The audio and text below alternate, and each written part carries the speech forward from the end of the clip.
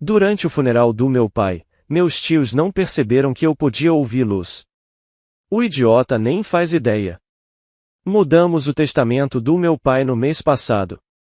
Agora tudo vai para nós, em vez daquela decepção. Eles riam ao lado do caixão do meu pai. Fiquei com raiva, mas não disse nada. Hoje de manhã, meu telefone não parava de tocar e 26 chamadas perdidas de todos eles. Sinceramente, nunca pensei que estaria escrevendo isso aqui, mas depois do que aconteceu ontem, eu só precisava desabafar. Desculpa se o texto está bagunçado, estou digitando pelo celular enquanto me escondo no banheiro do meu pai. Sim, meu dia começou assim. Meu pai faleceu na semana passada, depois de lutar contra um câncer de pâncreas por 8 meses. Ele tinha 63 anos. Novo demais. Mas o câncer não liga para seus planos de aposentadoria. Nosso relacionamento era complicado. Ele não era do tipo carinhoso. Era mais o tipo que dizia, levanta, para de chorar e resolve isso. Mas, no fundo, existia um respeito forte entre nós. Ele me cobrava porque acreditava que eu era capaz. Pelo menos, é nisso que eu escolho acreditar agora que ele se foi. O funeral foi ontem, no Oak Memorial. Foi algo simples. Caixão fechado, porque meu pai dizia que estava acabado no fim da vida. Palavras dele, não minhas. Ele me fez prometer que não deixaria as pessoas encarando o corpo dele. Devia ter umas 40 pessoas lá. Meu pai nunca foi exatamente o cara mais popular. Mas ele tinha o seu próprio círculo de amigos. Depois do funeral, eu precisava de um momento sozinho. Estava sobrecarregado, sabe? Nem sei direito o que estava sentindo. Na maior parte do tempo, apenas dormência.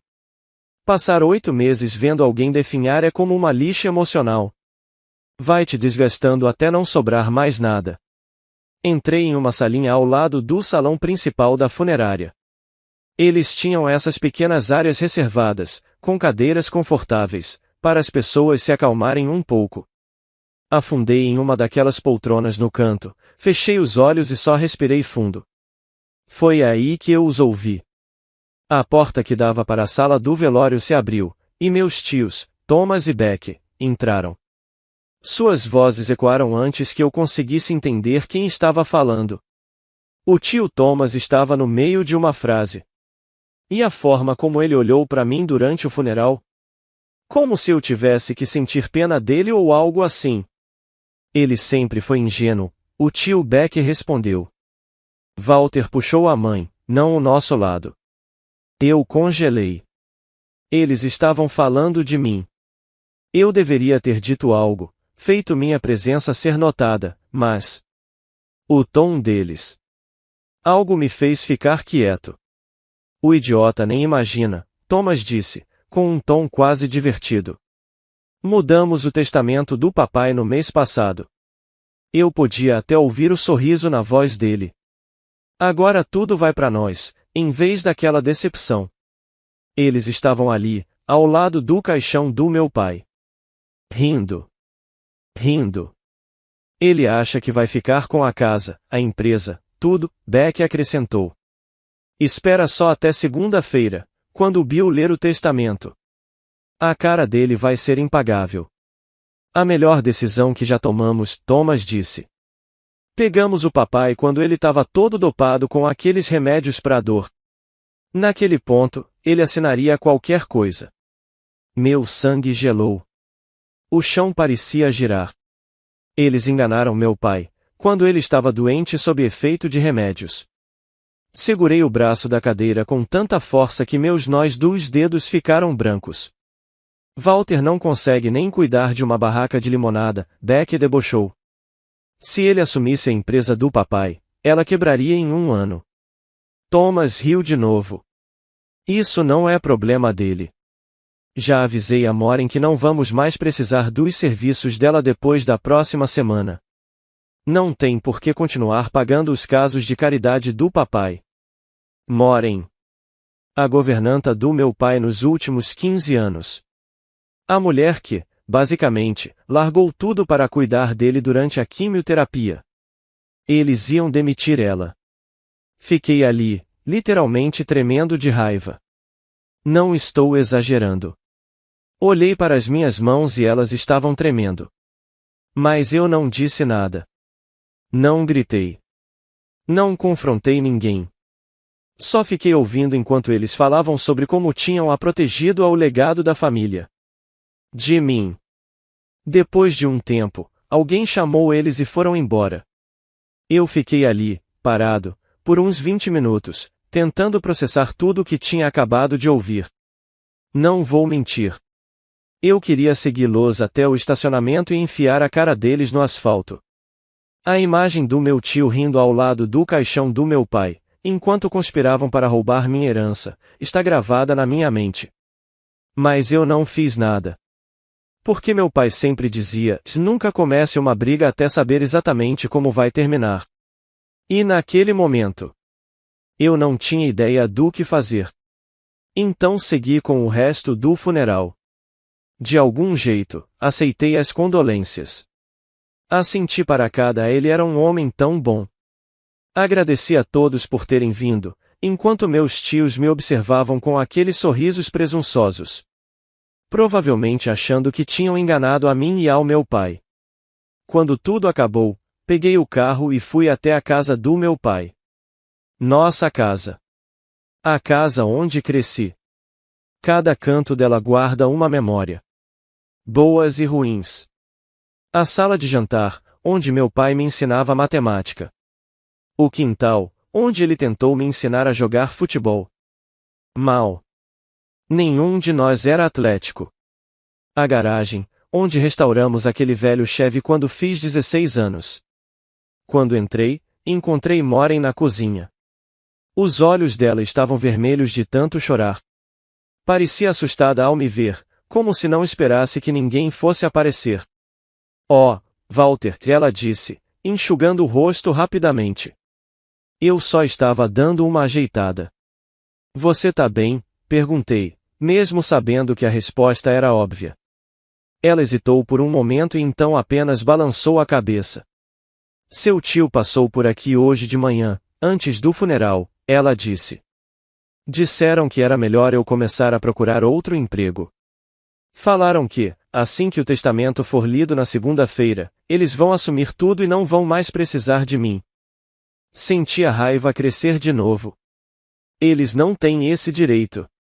Tá tudo bem, ela me interrompeu, tentando manter a calma. Seu pai já tinha me preparado para essa possibilidade. Ele me disse que aqueles abutres iam atacar assim que ele se fosse. Ela tentou sorrir, mas os olhos continuavam tristes. Eu só achei que teríamos mais tempo. Conversamos por um tempo. Pelo que Maureen me contou, meu pai já estava preocupado com os irmãos dele há meses.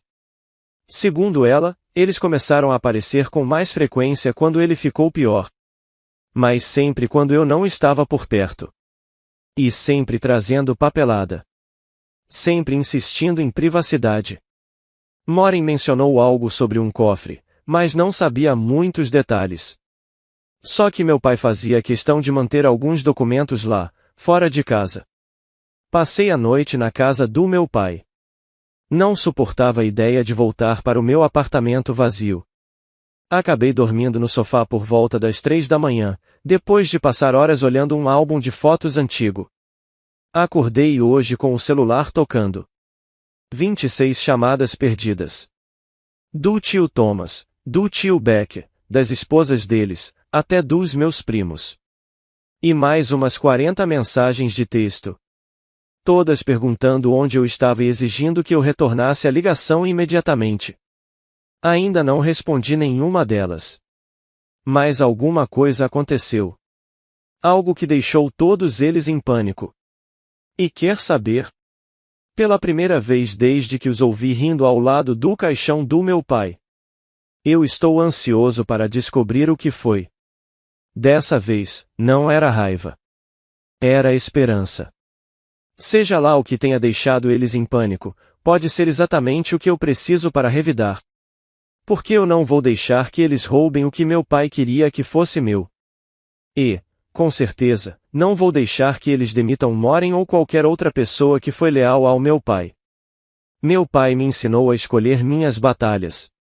A esperar o momento certo. A nunca dar o primeiro soco, a menos que eu tivesse certeza de que poderia terminar a luta. Bom, acho que esse momento pode chegar mais cedo do que os meus tios imaginam. Vou atualizar assim que descobrir o que fez eles ficarem tão desesperados para falar comigo. Algo me diz que isso é só o começo. A atualização.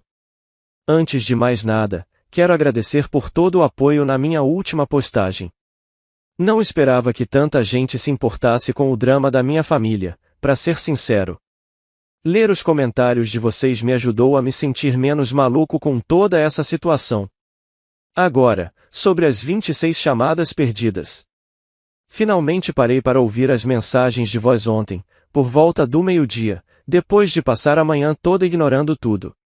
A maioria era o tio Thomas e o tio Beck exigindo que eu retornasse a ligação o mais rápido possível. Sempre falando sobre um assunto urgente de família.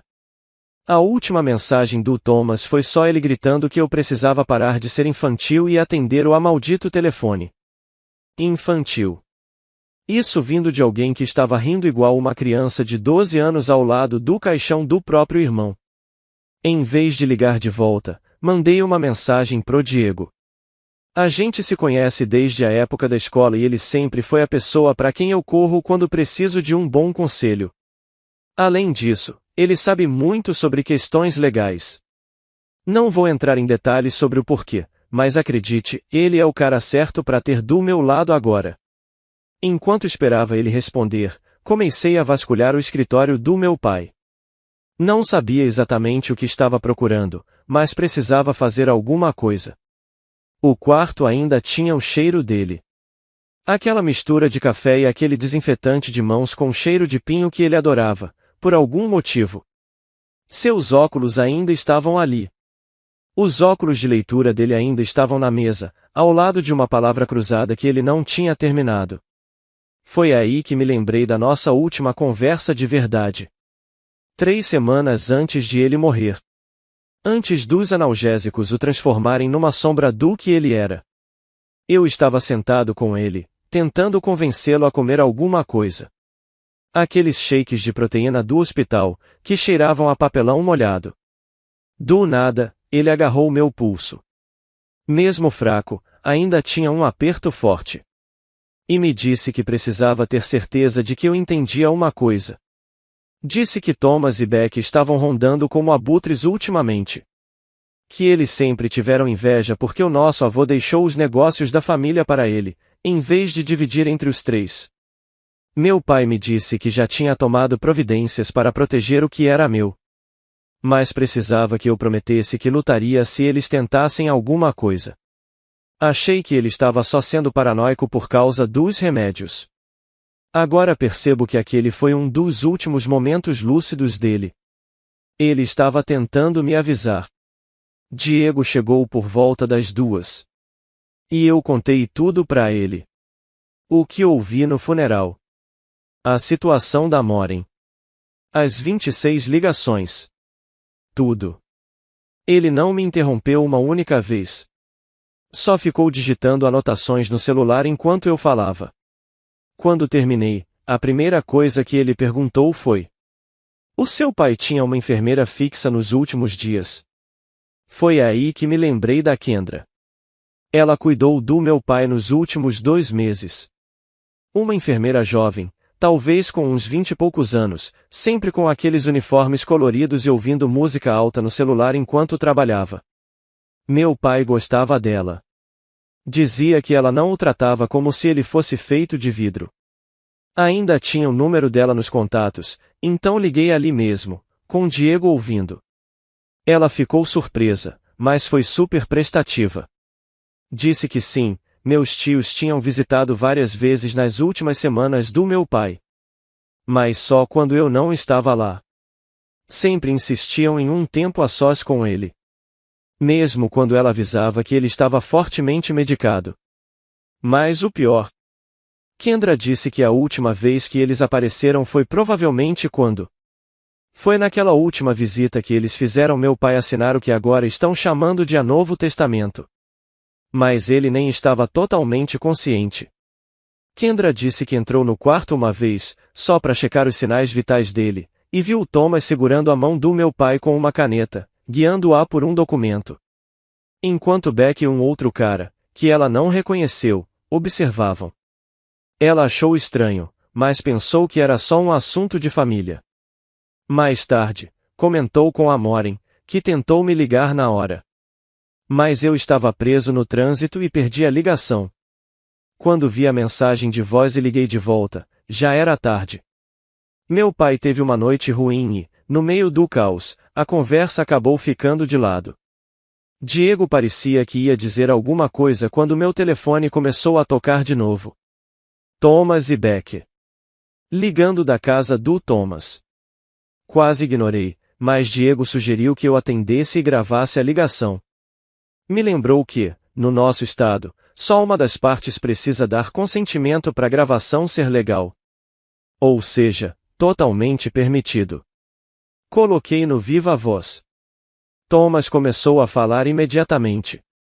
Disse que eu precisava ir até a casa dele agora para discutir a leitura do testamento, que estava marcada para segunda-feira. Falou que tinha algumas complicações que precisavam ser resolvidas em família antes da reunião com o advogado. Me fiz de desentendido e perguntei: que tipo de complicação? Foi quando Beck entrou na conversa. Acho que eu também estava no viva voz do lado deles, porque dava para ouvir um burburinho no fundo. Ele disse algo sobre irregularidades na papelada e que, para o bem de todos, a gente devia apresentar uma frente unida. Eles continuaram falando, mas eu já não estava prestando tanta atenção no que diziam. Porque, no meio da conversa, percebi uma coisa. Os mesmos caras que riram no funeral do meu pai agora pareciam estar à beira de um ataque de pânico. Disse a eles que nos encontraríamos na casa do meu pai em 1 hora. Ficaram em silêncio por uns 5 segundos. Então Thomas gaguejou, dizendo que o lugar dele seria mais apropriado. Mas eu insisti que fosse na casa do meu pai. Eles concordaram, meio a contragosto. Depois de desligar, Diego e eu fizemos uma busca rápida no escritório do meu pai, tentando encontrar qualquer coisa que explicasse o que tinha deixado meus tios tão assustados. Foi quando eu achei. Escondido dentro do exemplar de O Velho e o Mar, o livro favorito do meu pai. Ele me fez ler esse livro pelo menos 3 vezes quando eu era criança. Dentro, havia um pequeno caderno de capa preta. O diário do meu pai do ano passado. Só tive tempo de folhear rapidamente antes de Thomas e Beck chegarem, mas censurado. As últimas entradas dos últimos 6 meses eram praticamente um documentário das tentativas dos meus tios de manipulá-lo. Meu pai documentou tudo. As visitas. Os comentários dele sobre eu não estar pronto para assumir o negócio. As sugestões sobre mudar o testamento. A última entrada coerente, antes de ele começar a tomar os analgésicos fortes, mencionava algo interessante. Um cofre no First National Bank, no centro da cidade. E uma instrução clara.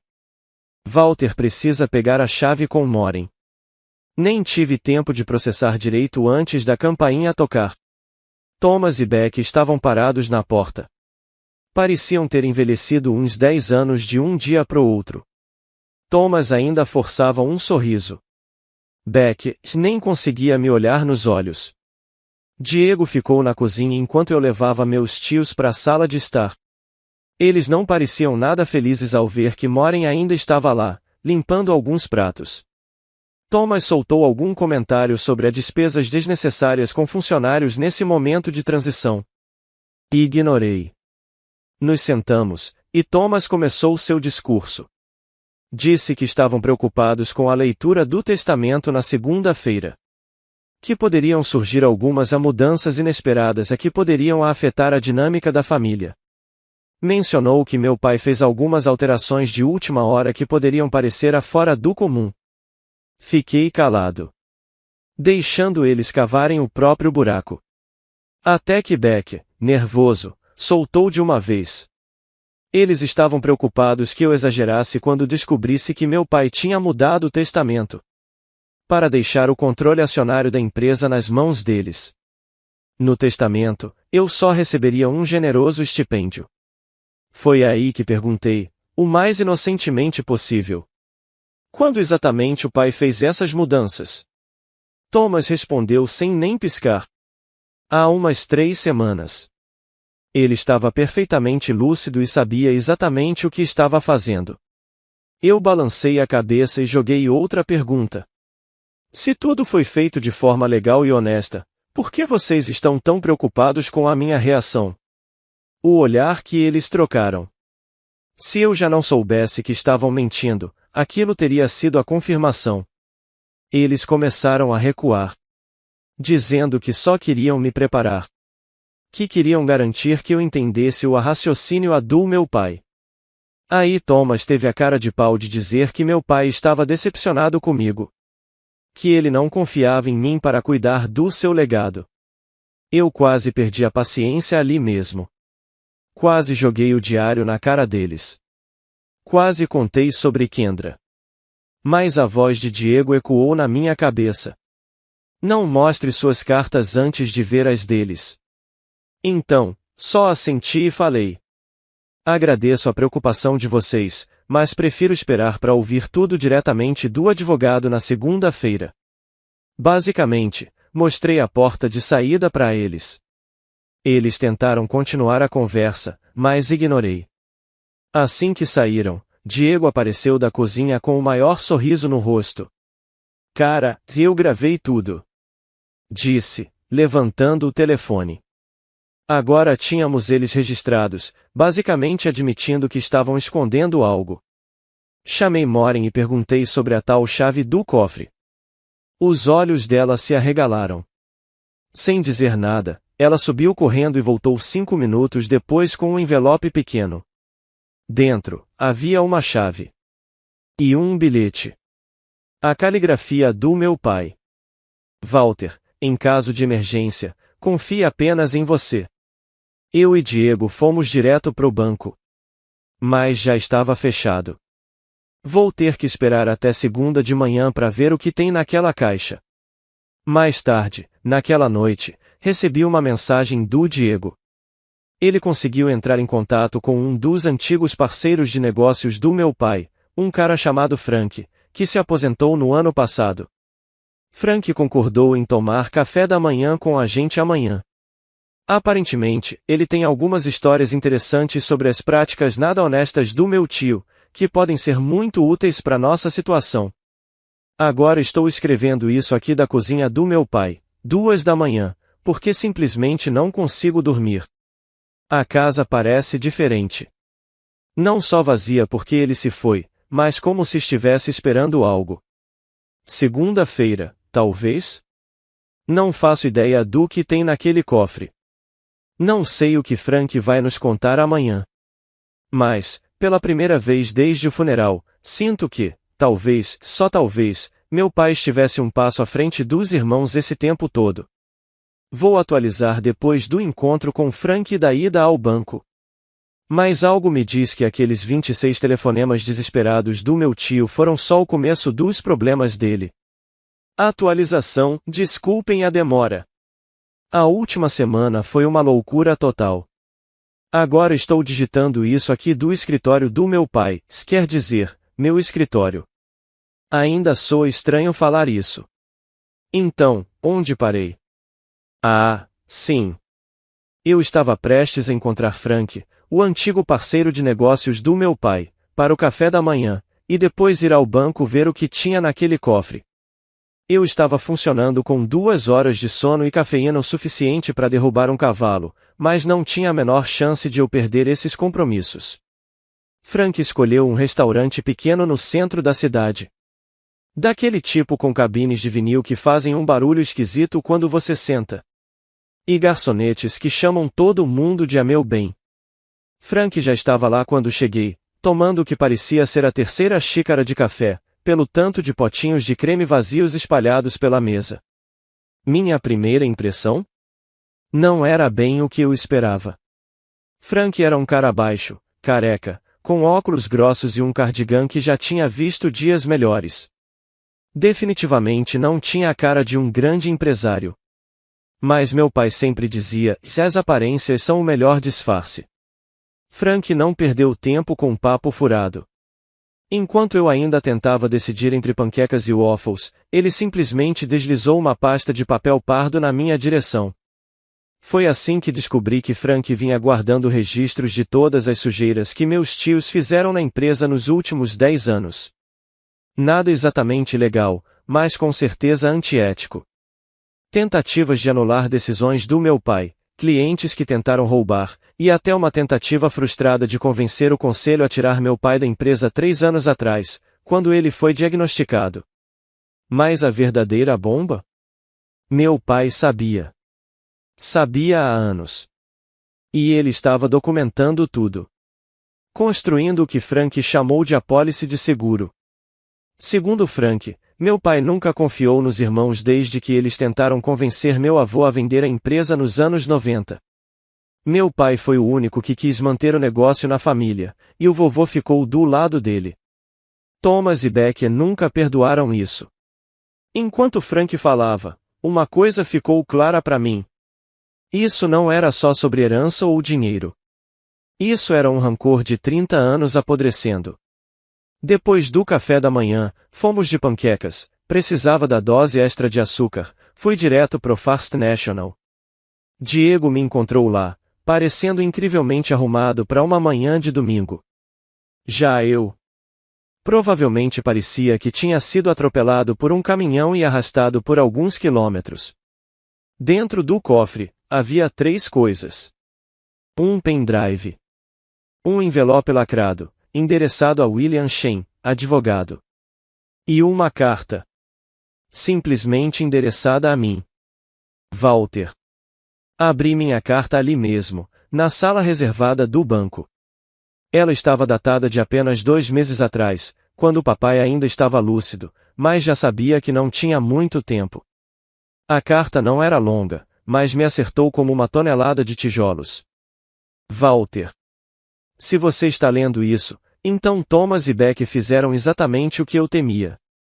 Sinto muito que você tenha que lidar com isso enquanto também enfrenta a minha perda. Não é justo com você. Eu sei há anos que meus irmãos tentariam pegar o que não é deles. Eles esperam por essa oportunidade desde que papai me escolheu para comandar a empresa em vez deles. O pendrive que deixei contém imagens das câmeras de segurança da casa nos últimos 6 meses. Instalei as câmeras assim que fiquei doente. Não porque não confiasse em você, mas porque não confiava neles. O envelope para Bill contém meu verdadeiro testamento, assinado e testemunhado corretamente há 6 meses, junto com um vídeo meu explicando meus desejos. Também tem uma carta documentando minhas preocupações sobre possível coerção. Eu sei que não fui um pai perfeito. Fui muito duro com você às vezes, esperei demais. Mas sempre acreditei em você, mesmo quando não demonstrava. A empresa é sua. Se você quiser. Se não quiser, tudo bem também. A escolha é sua. Não deles. Confie em Bill. Ele é nosso advogado de família há 30 anos e sabe exatamente o que fazer. Pai. Eu nem tinha percebido que estava chorando até que Diego me entregou um lenço de papel, meio sem jeito. Ainda bem que estava limpo. Eu chequei. Levamos tudo para casa do Diego para ver o que tinha no pendrive. E, puta merda. O papai não estava brincando com aquelas câmeras de segurança. Elas estavam em todo lugar. No quarto dele. No escritório. Até na sala de estar. Pequenas, discretas, impossíveis de notar.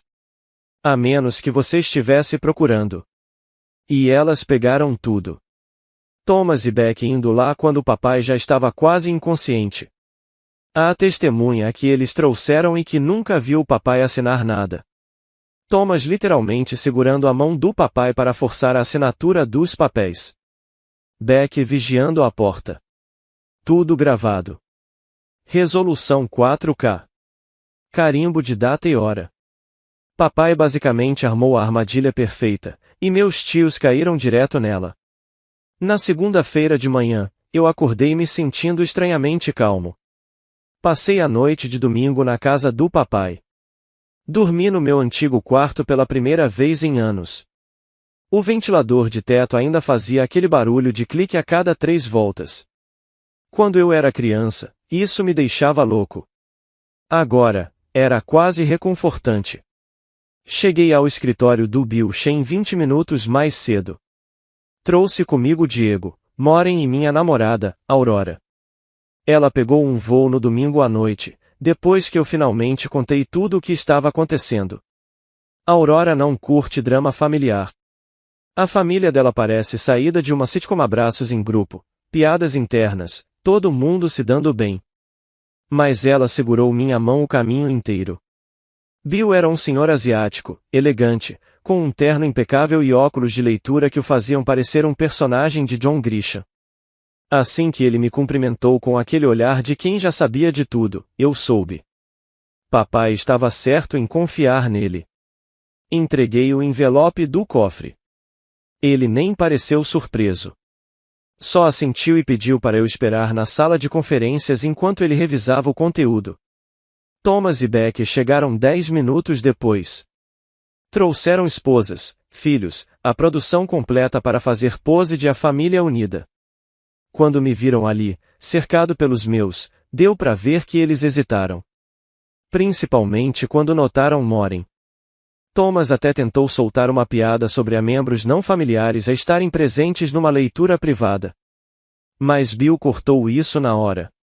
Quando todos estavam sentados, ele foi direto ao ponto. Parece que temos 2 testamentos diferentes. 6 meses atrás. E outro, supostamente assinado 3 semanas antes da morte do meu pai. Thomas nem tentou esconder o sorriso. Beck ficou examinando as próprias unhas como se fossem a coisa mais interessante do mundo. Então Bill soltou a bomba.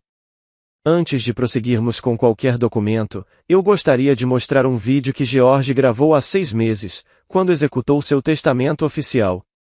A cor sumiu do rosto dos meus tios na hora. Por um segundo, achei que fossem desmaiar. Bill abriu o laptop e deu play no vídeo. Papai aparecia sentado neste mesmo escritório. Parecia doente, sim. Mas lúcido. Ele falou a data, confirmou que estava em plena consciência e, então, olhou direto para a câmera. Eu, George Peterson, em sã consciência, declaro que este é meu último testamento. Todos os documentos anteriores foram revogados. Estou gravando este vídeo para confirmar que este documento reflete exatamente meus desejos e também para deixar algo claro. Meus irmãos, Thomas e Beck Peterson, têm tentado me pressionar a mudar meu testamento em favor deles. Se surgir qualquer outro documento depois desta data, alegando substituir este testamento, especialmente se aparecer nos meus últimos dias, quando estou sob medicação, quero que seja totalmente investigado por coerção ou fraude. O silêncio na sala era absoluto. Meus tios estavam congelados, pálidos. Então, papai continuou explicando como realmente queria que as coisas fossem divididas. A casa e 60% das ações da empresa iam para mim. Moren receberia um ótimo pacote de aposentadoria e poderia ficar na casa de hóspedes pelo tempo que quisesse. Kendra teria uma bolsa de estudos especial que papai criou para ajudá-la a terminar o curso de enfermagem. Thomas e Beck? 10% das ações da empresa a cada um. Um valor em dinheiro. E só. Mas aí veio o problema. Uma cláusula especial dizia que qualquer tentativa de contestar o testamento faria com que a herança daquela pessoa fosse doada para uma instituição de caridade. O silêncio que tomou conta da sala foi absurdo. Dava para ouvir até um alfinete caindo no carpete. Bill, bem tranquilo, disse que, considerando o vídeo do meu pai e as imagens de segurança que eu apresentei mostrando como o Novo Testamento foi assinado, ele seguiria apenas com o testamento original. Foi quando Thomas explodiu. Começou a gritar, dizendo que tudo isso era uma armação, que papai não estava lúcido há 6 meses, que eu tinha manipulado tudo. Beck, sempre o mais esperto, só ficou sentado, com a cabeça entre as mãos. Ele sabia que estavam ferrados. Bill deixou Thomas berrar o quanto quis. Depois, apenas disse que ficaria mais do que feliz em apresentar todas as provas ao tribunal, caso ele quisesse contestar. Mas, claro, lembrou das consequências disso. No fim, eles pegaram seus míseros 10% e foram embora com o rabo entre as pernas. Mas não antes de Thomas sussurrar para mim. Isso ainda não acabou. Você destruiu a família, seu desgraçado. Ah, tá bom. Vindo do cara que estava rindo ao lado do caixão do meu pai, falando sobre roubar minha herança? Já faz uma semana desde esse dia. Aos poucos, estou me acostumando com a casa do papai. Minha casa agora. Tive que chamar um encanador ontem porque o banheiro de cima simplesmente não para de vazar. Também passei um tempão tentando entender o jeito maluco que papai arquivava os documentos da casa. As coisas da empresa? Bom, isso vai levar bem mais tempo para resolver. Tenho me encontrado com os membros do conselho, um por um, para entender melhor como as coisas funcionam. Alguns, claramente, estão do lado dos meus tios e não estão felizes com minha posse. Mas a maioria parece disposta a me dar uma chance. Maureen vai ficar, é claro. Limpamos a casa de hóspedes juntos, e aos poucos, ela está trazendo as coisas dela para lá. Ontem, encontrei ela chorando no armário do meu pai, separando as roupas dele para doação. No fim, acabamos sentados no chão, olhando fotos antigas que ela tinha do papai em piqueniques da empresa, festas de fim de ano. Lados dele que eu quase nunca via. Já Thomas e Beck? Silêncio total. As esposas deles ligaram para Aurora, tentando amenizar as coisas. Mas sabemos que isso é só código para queremos informações sobre o que o Walter tá planejando. E o que eu estou planejando? Honestamente, ainda estou descobrindo isso. Parte de mim quer limpar a casa completamente e tirar todo mundo que foi leal aos meus tios. Mas isso não é o que papai teria feito. Ele era duro, mas justo. Ele entendia que negócios são negócios, mas família é complicada. Ontem, me peguei sentado na mesa dele, encarando a cadeira vazia, tentando imaginar o que ele me diria agora. Foi aí que percebi. Eu estava fazendo exatamente o que ele costumava fazer quando tinha uma decisão difícil. Ficava em silêncio, pensando em todos os ângulos antes de agir. Talvez eu seja mais parecido com ele do que imaginava. Não sei se esse é o final feliz que todo mundo esperava. Meus tios ainda estão por aí. Ainda são acionistas mesmo que pequenos. A empresa tem problemas que precisam ser resolvidos. A casa precisa de um novo telhado. E o maldito abridor da garagem ainda não funciona. Mas eu tenho o diário do papai. Tenho as cartas dele. Tenho os conselhos dele ecoando na minha cabeça. E, mais importante, tenho a verdade sobre o que ele realmente queria. E essa é uma vitória que vale a pena ter. Obrigado por embarcar nessa loucura comigo, Reddit. Se algo maluco acontecer, talvez eu volte com uma atualização. Mas, por enquanto, tenho uma empresa para aprender a comandar. E um banheiro para consertar.